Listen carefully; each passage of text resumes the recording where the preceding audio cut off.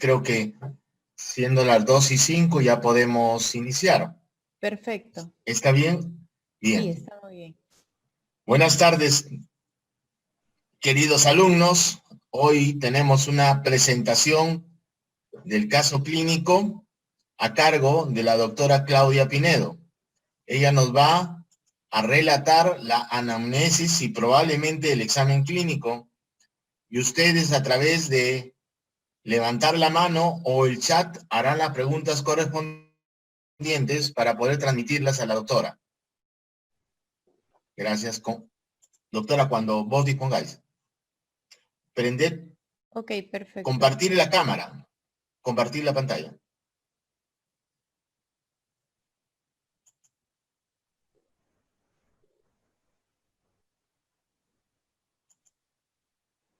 Eso es. Bien, ya estamos ya. Muy bien. Bueno, buenas tardes con todos. Soy la doctora Claudia Pinedo, médico geriatra. Este es el segundo caso clínico que presentamos del curso. Como ven en el título, bueno, es la persona mayor con fractura de cadera. Vamos a ver la historia de una paciente adulta mayor que sufre justamente este problema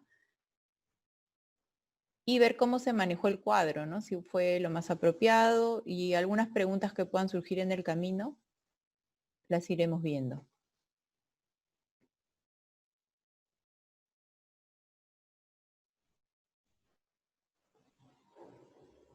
A ver.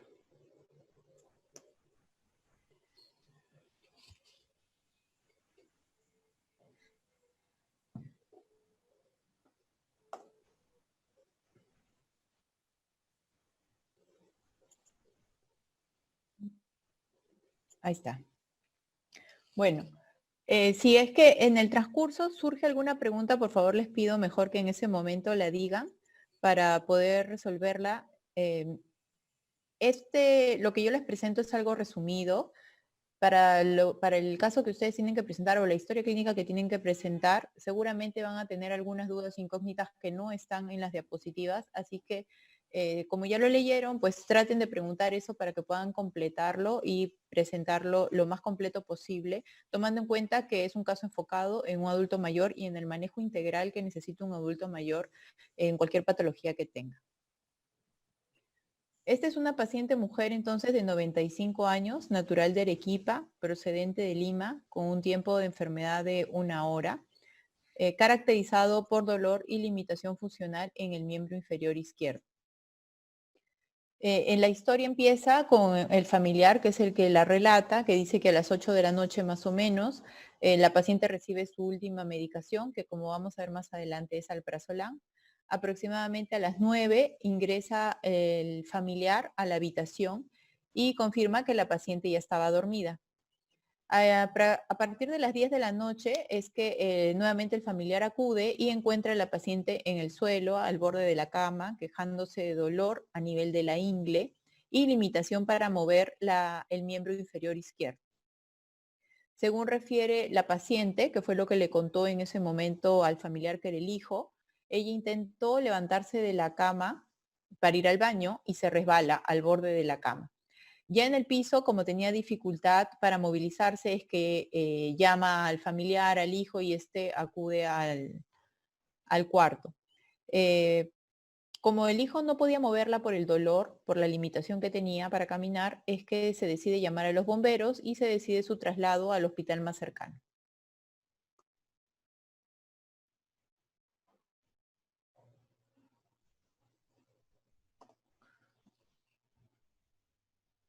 A ver, vamos a esperar un ratito porque demoran en pasar las diapositivas.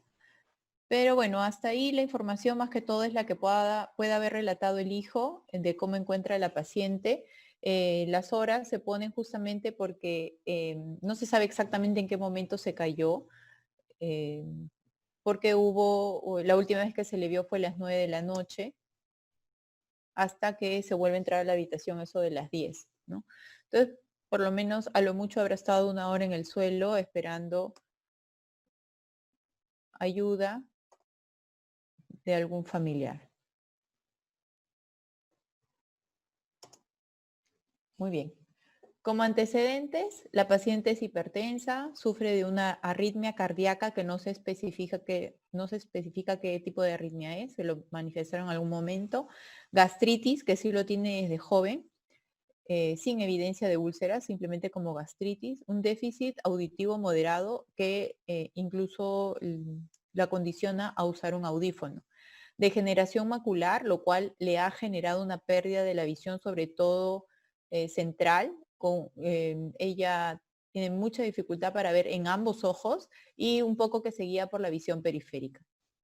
Un deterioro cognitivo moderado con un GDS-FAST de 5, de probable etiología neurodegenerativa. Esto tampoco se ha estudiado del todo, pero por los datos que da el familiar, pues sería así, ¿no? El CATS que tiene es un CATS-C, en donde ella tiene limitación para bañarse sola y tiene incontinencia ocasional. Y el Bartel que le corresponde es de 85 sobre 100 puntos. Su medicación habitual, entonces, como sabemos, es hipertensa, recibe losartán, una tableta cada 12 horas, 8M, 8PM. Alprazolam, que lo recibe ya de larga data, más de 10 años, con unas dosis que se han ido incrementando en el tiempo. Actualmente recibe 2 tabletas en la noche a las 8 y una tableta condicional a ansiedad porque tiene algunos episodios de ansiedad ocasionales durante el día. Como cirugías previas no se manifiesta ninguna y alergias también niega.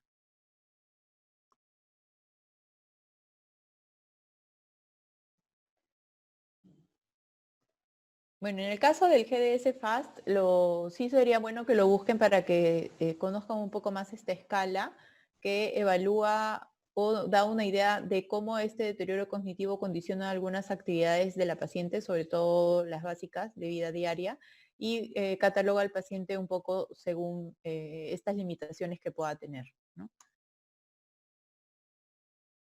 El CATS, el Bartel, ustedes ya lo conocen, así es que les va a servir también para catalogar funcionalmente a la paciente.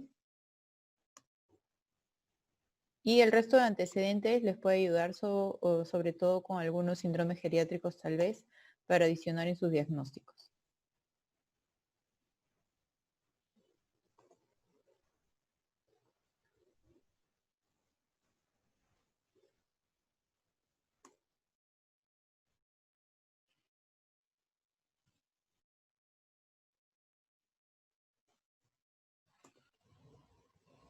No sé si para ustedes ya cambió la diapositiva, pero en mi caso estoy esperando y no cambia. No sé si alguien me puede...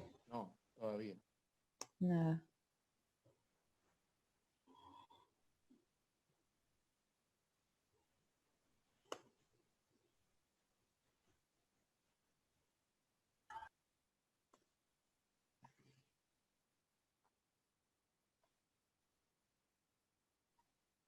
Doctora, preguntan por Sí. el chat si puede mencionar algo acerca del CAT-C. Sí, como decía, la escala de CATS, pues saben, va desde la letra A.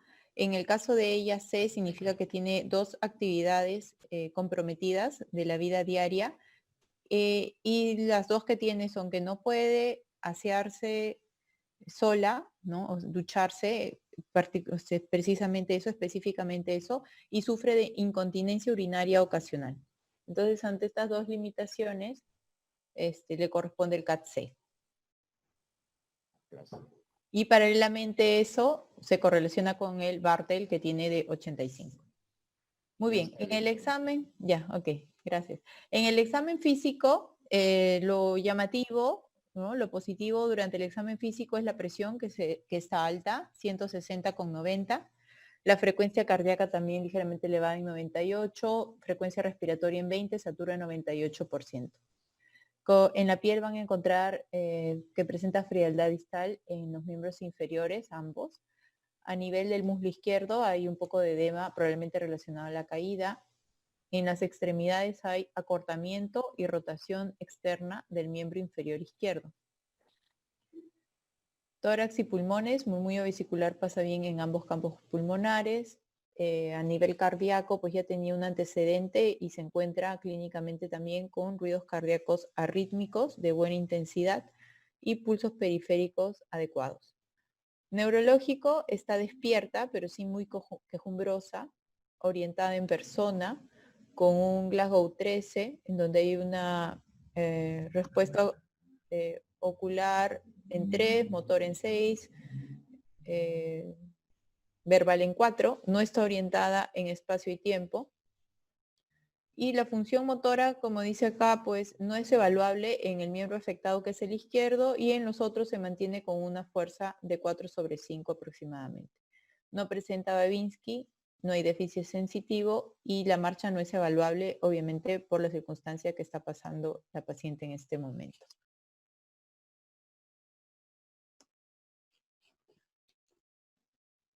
Ok. No sé si habrá alguna pregunta ahí mientras va la diapositiva pasando.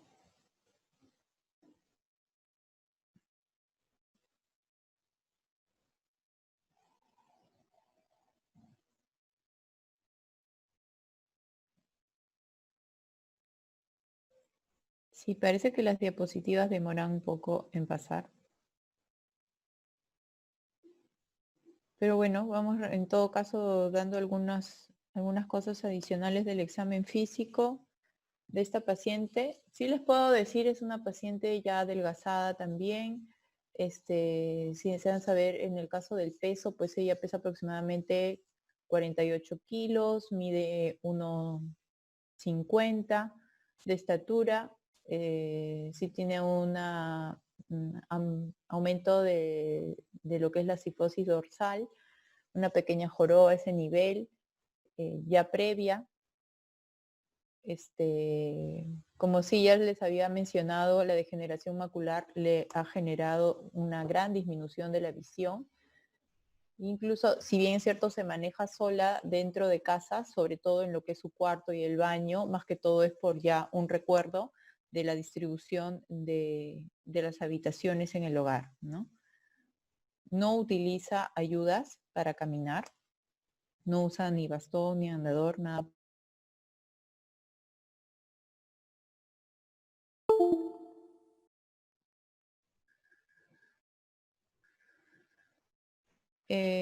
¿Me escuchan en este momento?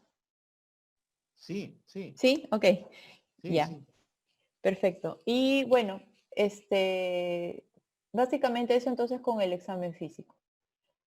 Los exámenes auxiliares, apenas ella llega a la emergencia, es evaluada ante el antecedente de la caída, es evaluada en tópico de traumatología y se le piden varias pruebas de manera inmediata, ¿no? El hemograma muestra leucocitos en 7500 con bastones 0. Si es llamativo, una hemoglobina en 10.2, glucosa en 102, sodio 144, potasio en 3.45, cloro en 106 y si la albúmina también muestra una disminución en cuanto a los valores normales en 2.9. La urea ligeramente alta, 50, con una creatinina en 1.1 y ahí sí va a ser importante calcularle una depuración para la edad de la paciente y poder definir si es que podría tener algún tipo de falla renal. Tiempo de protrombina en 13. La radiografía de tórax la informaron como cardiomegalia, no derrames, no consolidaciones y en el EKG, como ya decíamos, tenía un antecedente de arritmia cardíaca que no había sido catalogado en sí, pero en este EKG lo que también se describe es una fibrilación auricular con respuesta ventricular controlada. Esta vendría a ser la radiografía de caderas en ese momento, la de pelvis y caderas, evidenciándose pues una fractura intertrocanteria en la base del cuello femoral del miembro inferior izquierdo, ¿no? Ya ante el hallazgo o en todo caso la corroboración del diagnóstico también con la radiografía, se decide su internamiento en el servicio de traumatología de un hospital general. Ahora, ¿cómo evoluciona la paciente? El martes digamos Doctora, primero. Sí, dígame. preguntan si el CATS dio algún score numérico. Solo se clasificó como C. Sí. Sí, solo se clasificó como C. O sea, ese CATS, por lo menos en el que utilizaron, solo era el de letras, ¿no? No como ¿Y score numérico. la paciente tiene sarcopenia?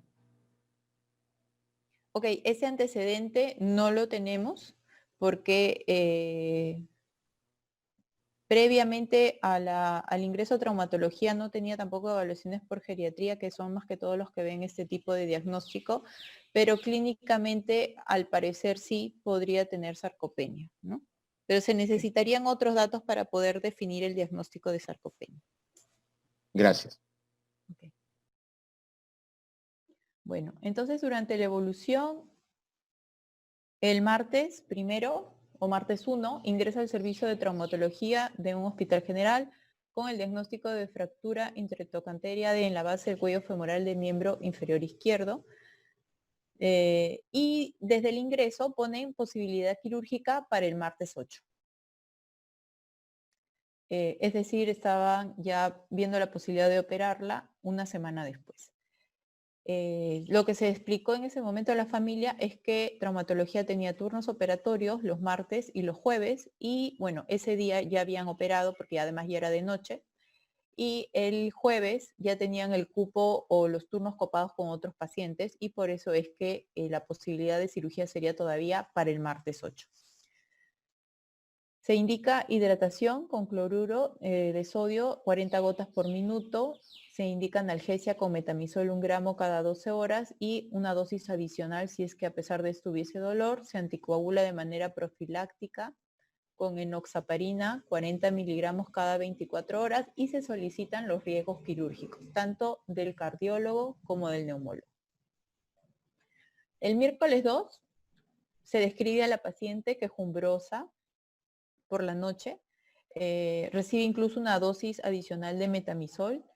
Además, se encontraba con mayor desorientación, llamaba a familiares que no se encontraban en la habitación, pensaba que el personal la quería agredir cuando ingresaban a colocarle los endovenosos, insistía con querer pararse e irse a casa. Y eso también lo describen como agitación psicomotriz. Se arranca la vía periférica incluso y eso determina que se decida sujeción mecánica en ese momento. Ese día también se respondieron las interconsultas por los especialistas. El cardiólogo le dio un riesgo en 3 y el neumólogo un riesgo en 2.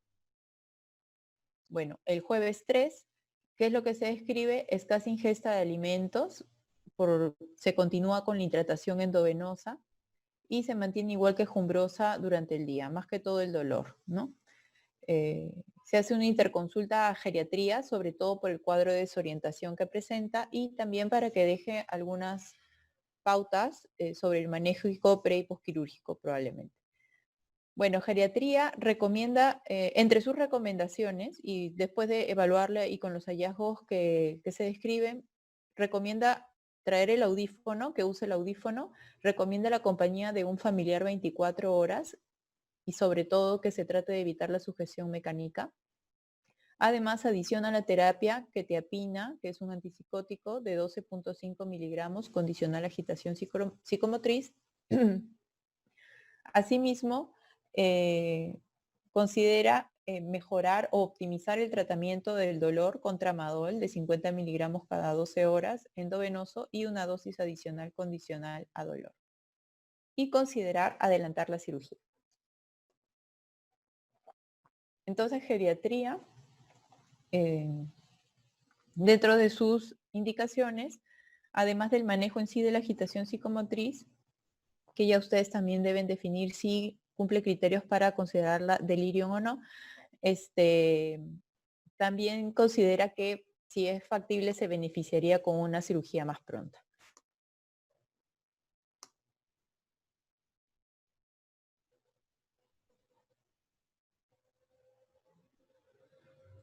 Ok, la paciente tiene osteoporosis, preguntan, bueno, tampoco está dentro de sus antecedentes, pero sí sería importante que ustedes vean si es que tal vez por la edad o por otros factores, se podría considerar que la tuviese. Como un diagnóstico establecido, que se le haya hecho una densitometría ósea previa, no lo tenemos, ¿no?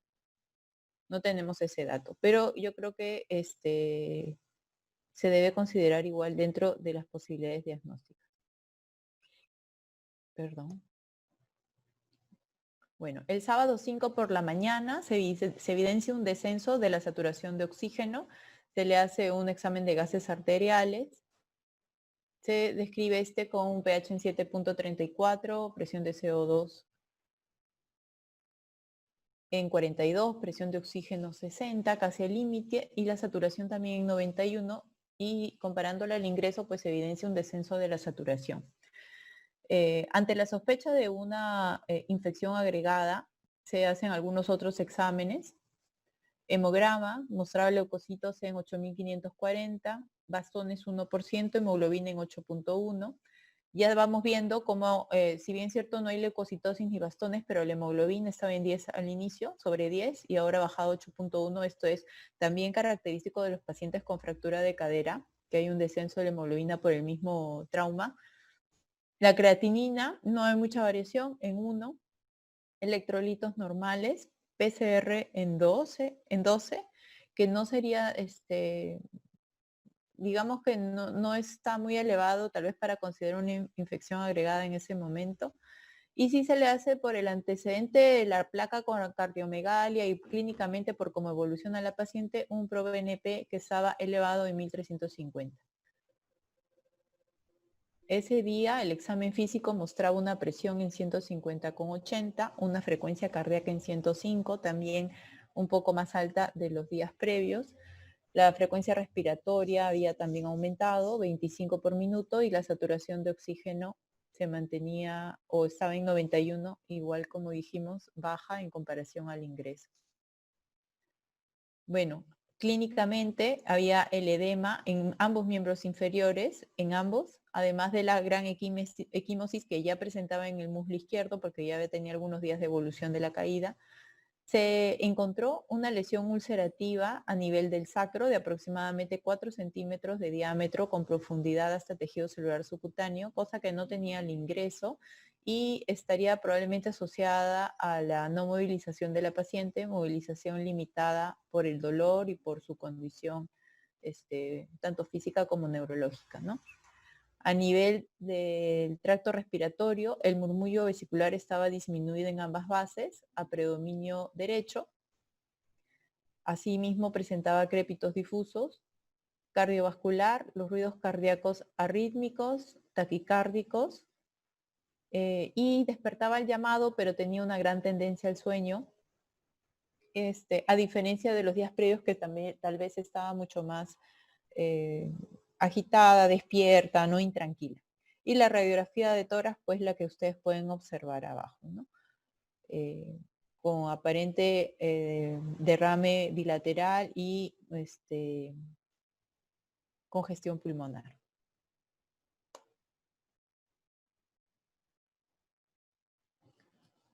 Bueno, en lo que va pasando la diapositiva, entonces ya vemos una paciente que se va comprometiendo en el transcurso de los días. Si bien es cierto, ingresa por una fractura de cadera, vemos que en 5 días ya hay cosas que se van sumando a su condición. Hay un deterioro del estado neurológico que es fluctuante. Hay una lesión a nivel sacro que no tenía el ingreso. Ahora vemos ya una complicación a nivel respiratorio, cardíaco. Muy bien. Nuevamente entonces se hace una interconsulta cardiología y cardiología responde en ese momento que para ellos la impresión diagnóstica era una congestión pulmonar. ¿No les parece que hubiese una neumonía agregada? Y dejan algunas sugerencias. Mantener el balance hidroelectrolítico negativo, indican furosemida, una ampolla endovenosa cada 12 horas. Digoxina le agregan de 0.25 miligramos media tableta cada 24 horas, un control estricto de diuresis y oxígeno por cánula binasal para una saturación mayor de 90%. y sugieren la transfusión de 2 paquetes globulares, eso sí, con el cuidado de que no haya una sobrecarga hídrica, tal vez tratar de diferirlos entre un día y otro, y pues siempre tratando de mantener el balance hídrico negativo.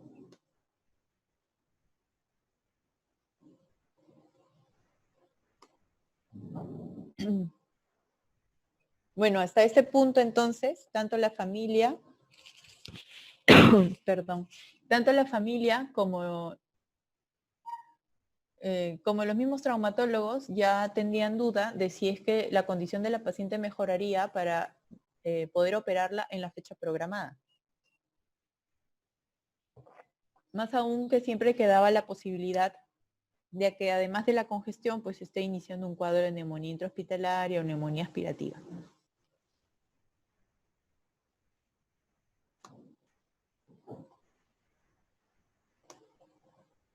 Ahora, lamentablemente acá, en este caso, la paciente se encontraba en un piso de traumatología que solamente actuaba con geriatría como interconsulta, ¿no? No era que el geriatra por ahí podría intervenir un poco más o diariamente en lo que es el manejo de las otras patologías que tiene la paciente, más allá de la fractura de cadera. Entonces eso también podía hacer que las intervenciones o los tratamientos demoraran un poco más.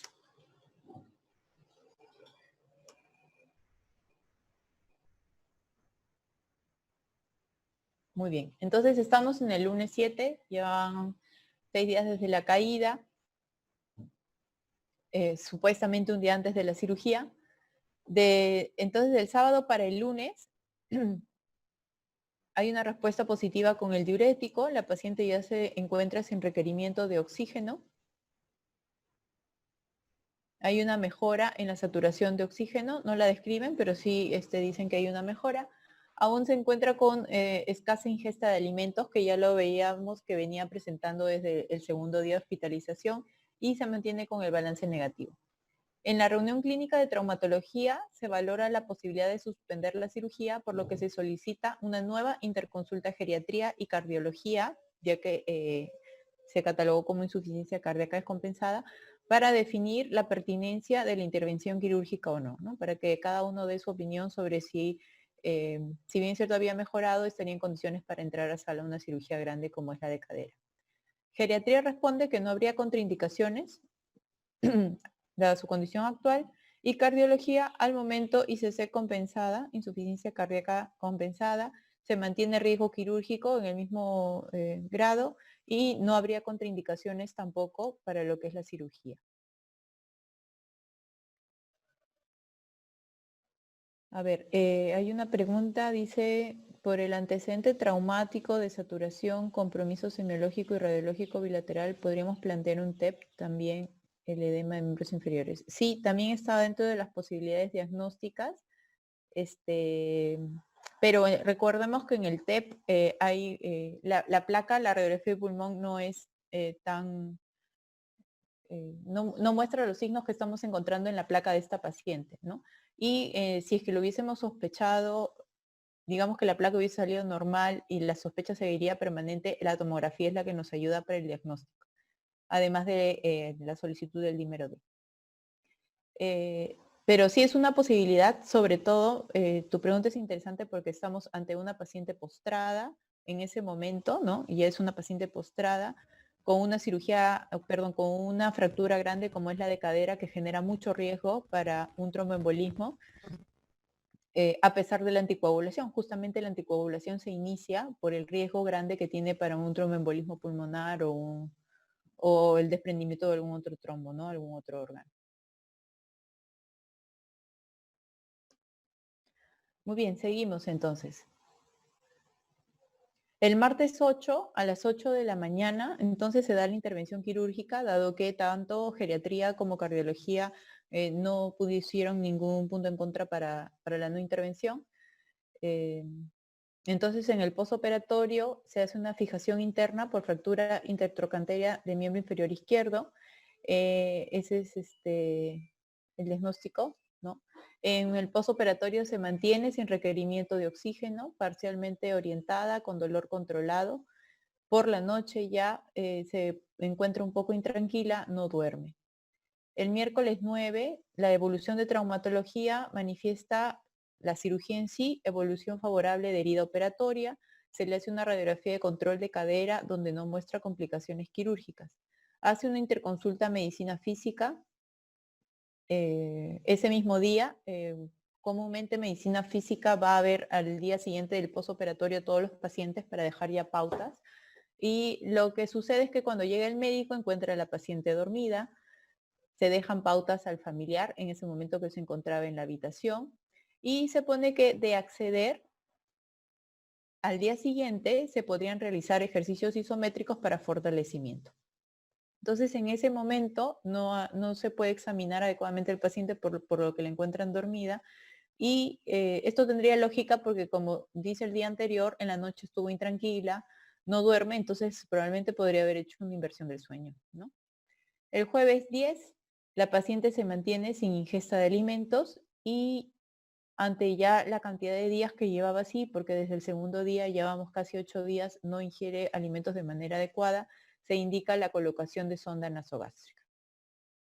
Ya por el servicio de traumatología no se hace una nueva interconsulta a geriatría y el viernes 11 ya evidenciando que la herida operatoria no muestra complicaciones, la radiografía tampoco muestra complicaciones en cuanto al procedimiento en sí, se decide el alta a domicilio por parte del traumatólogo.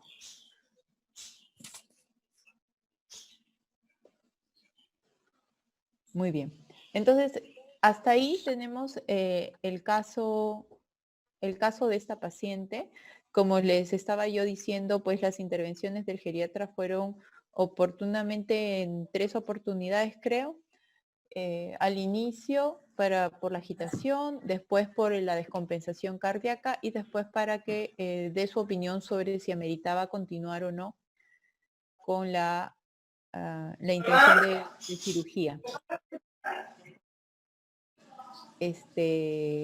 Ya después, una vez que digamos se superó el problema cardíaco y operada la paciente sin mayor complicación quirúrgica, se decide el alta a casa sin un mayor plan de trabajo o intervención a la paciente.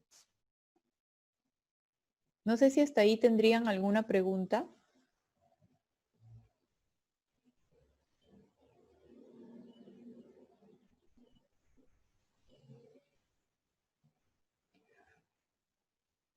Bueno, la intención de este caso entonces es poder hacer una crítica sobre si fue la mejor manera de tratar un paciente adulto mayor con fractura de cadera, ¿no? Es importante para nosotros que ustedes definan de repente qué cosas pudieron mejorarse en el proceso, qué cosas se pudieron haber hecho mejor, según la literatura, cómo se debe manejar este tipo de casos, en qué tiempo se debe operar, cuánto se puede esperar, cuándo no se debe operar. También de repente después del análisis ustedes consideren que la paciente no debe operarse, no lo sé, porque están viendo cómo ingresó al hospital. Ella antes de la fractura en sí era una paciente un CAT-C, ahora postrada con sonda es un CAT-G. Entonces habrá que comentar todo eso en el análisis y en la discusión del caso, ¿no? El objetivo en sí, como el doctor Parodi creo que también puso algunas pautas en el aula virtual, es prevenir las complicaciones y orientar en el manejo de la persona mayor con fractura de cadera. Y justamente para poder prevenir estas complicaciones, pues hay que conocer cómo puede evolucionar este tipo de paciente. Hubieron muchas cosas que también tendrán que describir varias cosas que se podrían haber hecho para evitar algunas complicaciones que ha hecho en el transcurso. Por ejemplo, la úlcera por presión, si hizo o no síndrome confusional, qué cosas se pudo mejorar, e identificar los puntos críticos para la recuperación funcional. Y en ese caso ya la opción o lo que vemos es que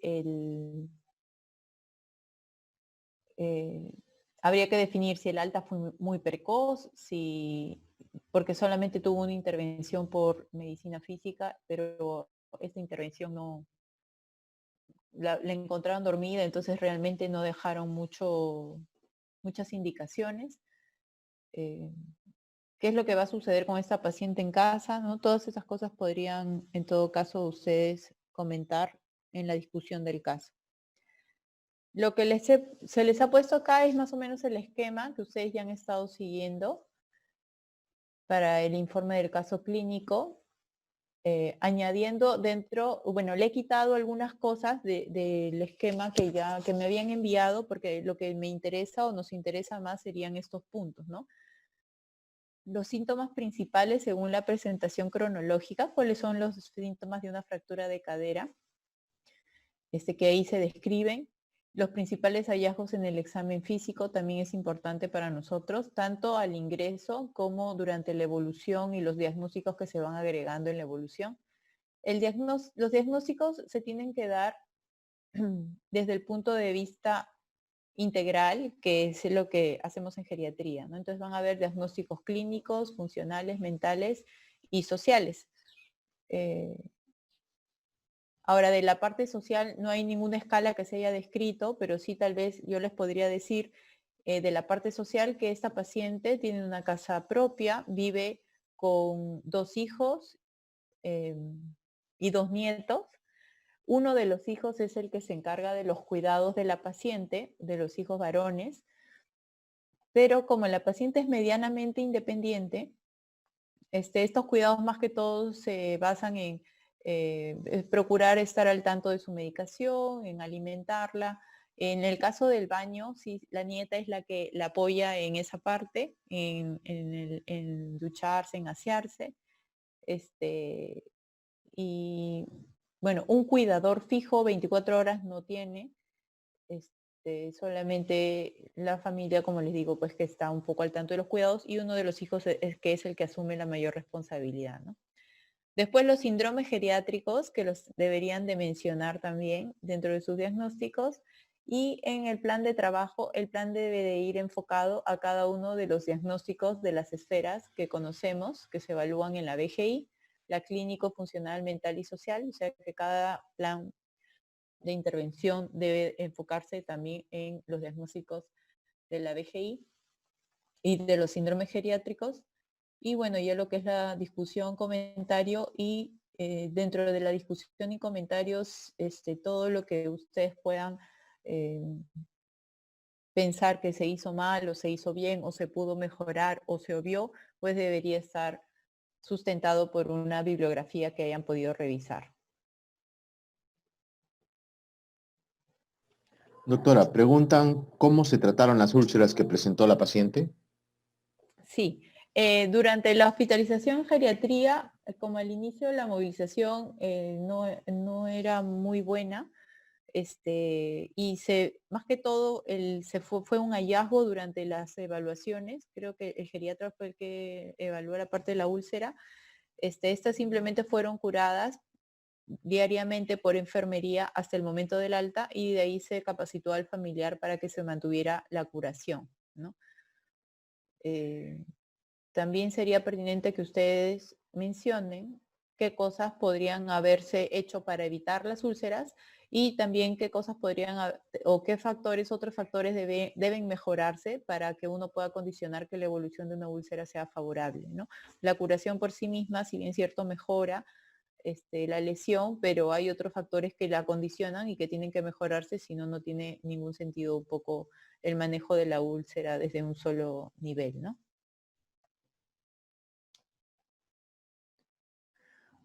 Ok, entonces ya para terminar lo que es los datos de este caso clínico,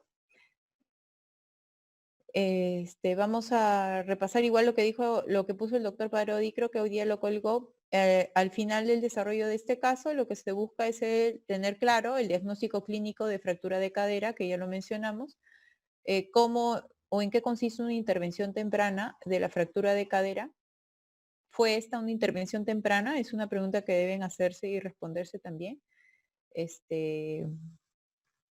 ¿Cuánto es el promedio de una intervención de fractura de cadera en nuestra población? También sería un dato importante.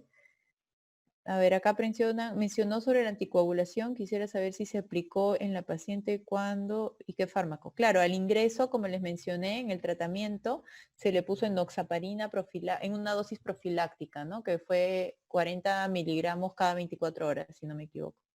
Esa es la anticoagulación que se le dejó. Lo tuvo todo el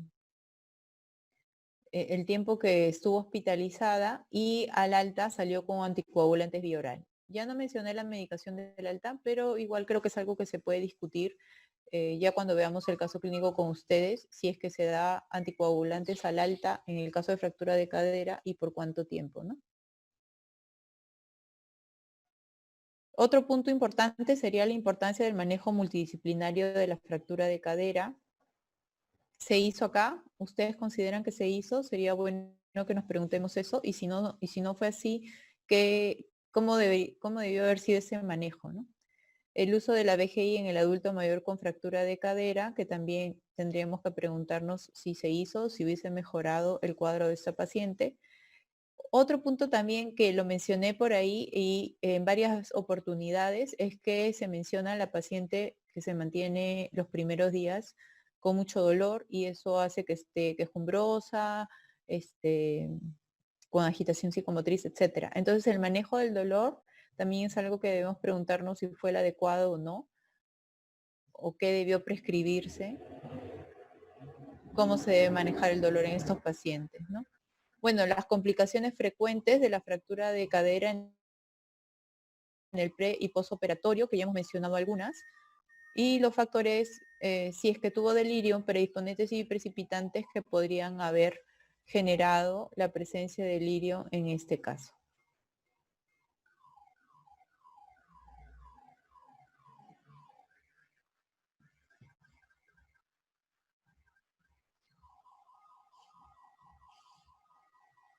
No sé si alguien más tendrá alguna pregunta.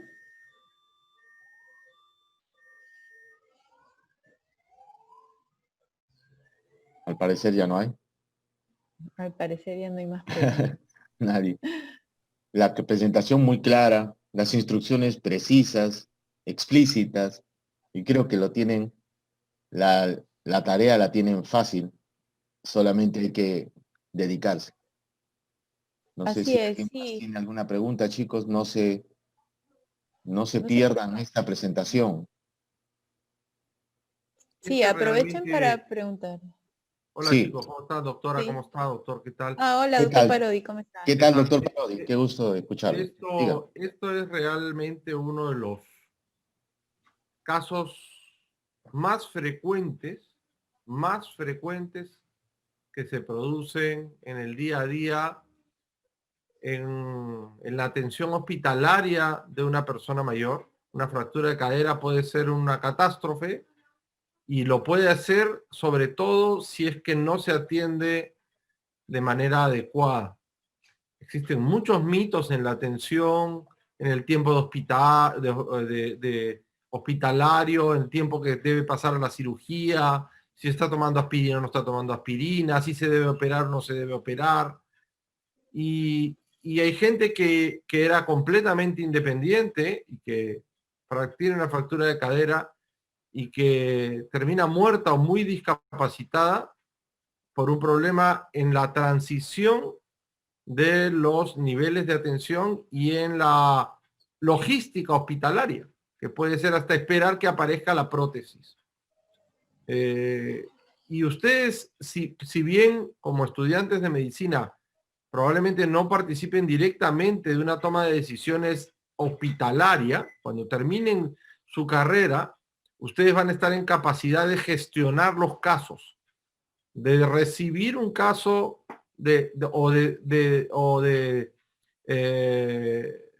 derivar un caso de fractura de cadera y orientar el manejo y orientar a la familia, ¿no?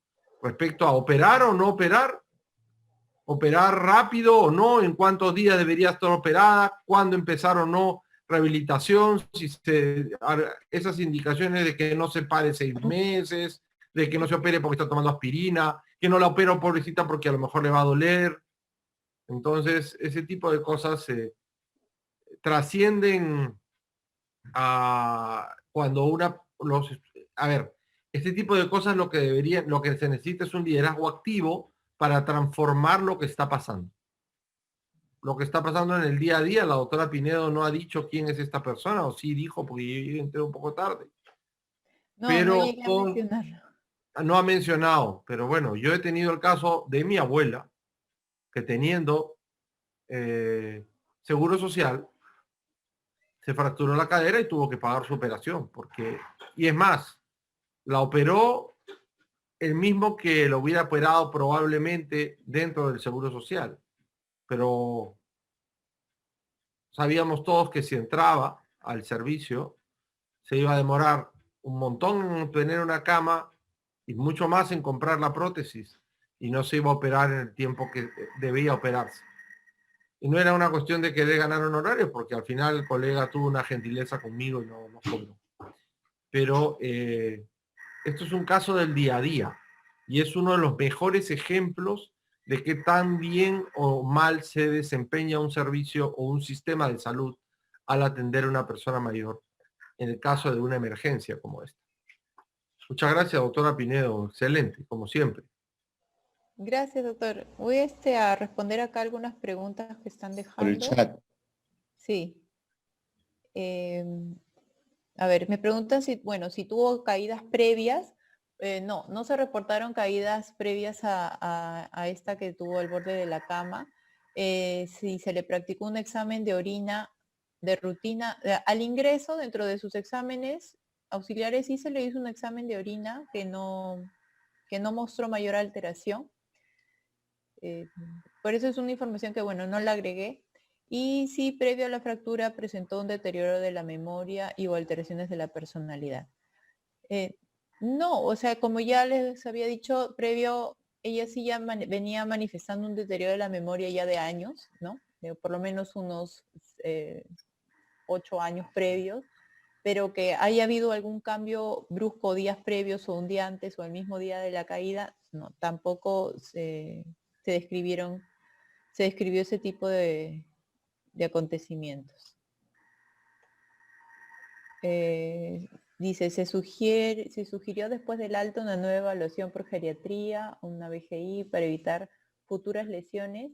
Se evaluó nuevamente por medicina física.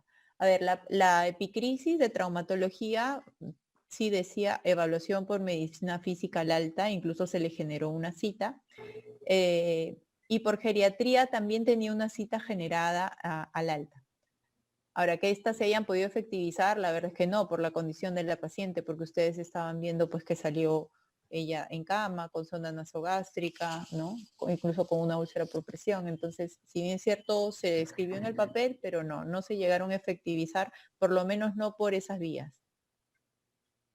No, y además, ¿qué hubiera pasado si es que esto se hubiera realizado durante la hospitalización? Si se ha debido esperar salir al alta o se ha debido empezar antes, ¿no? Claro. Hay una pregunta interesante acá también, doctora. Mire, esto dice, en cuanto al pronóstico, ¿qué podemos esperar de la rehabilitación funcional dadas las condiciones del paciente de comorbilidades, úlceras por presión, deterioro cognitivo y cuidadores?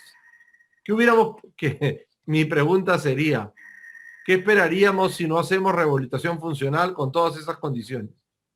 Claro, exacto.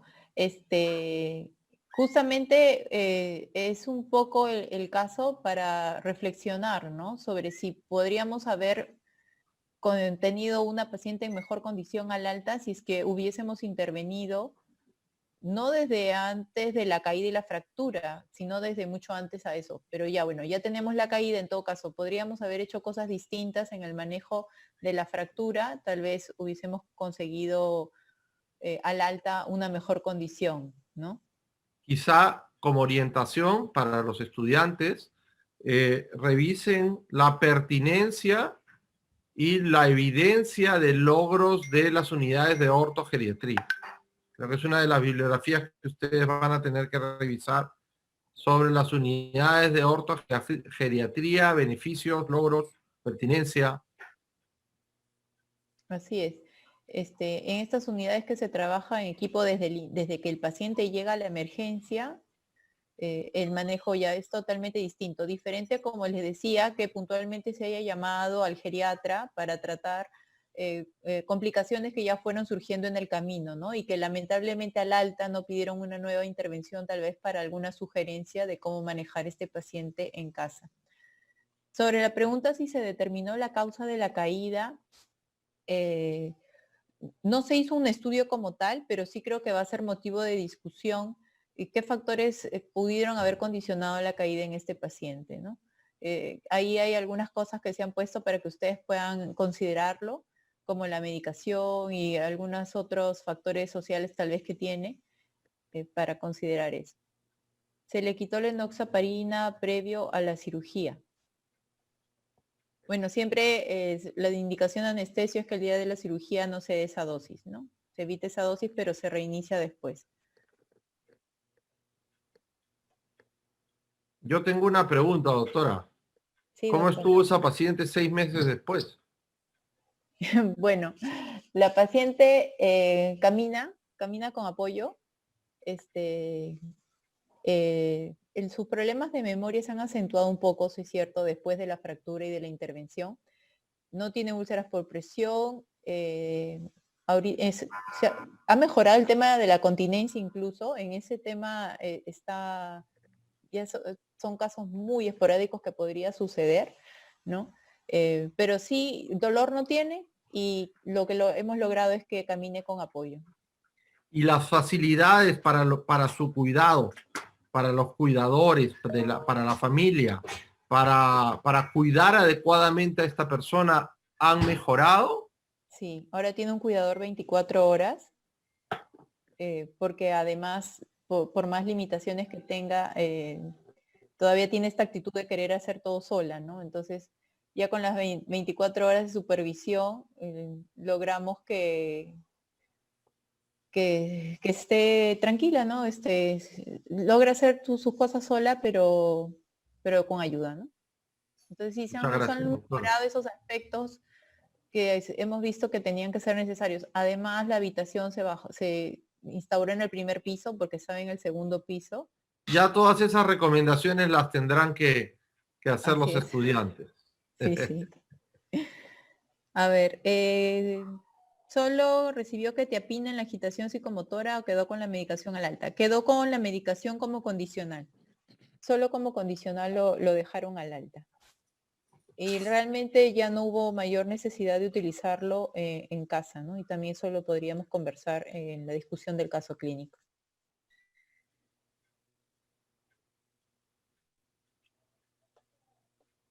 Muy bien. Bueno, creo que, no sé si habrán más dudas, más preguntas.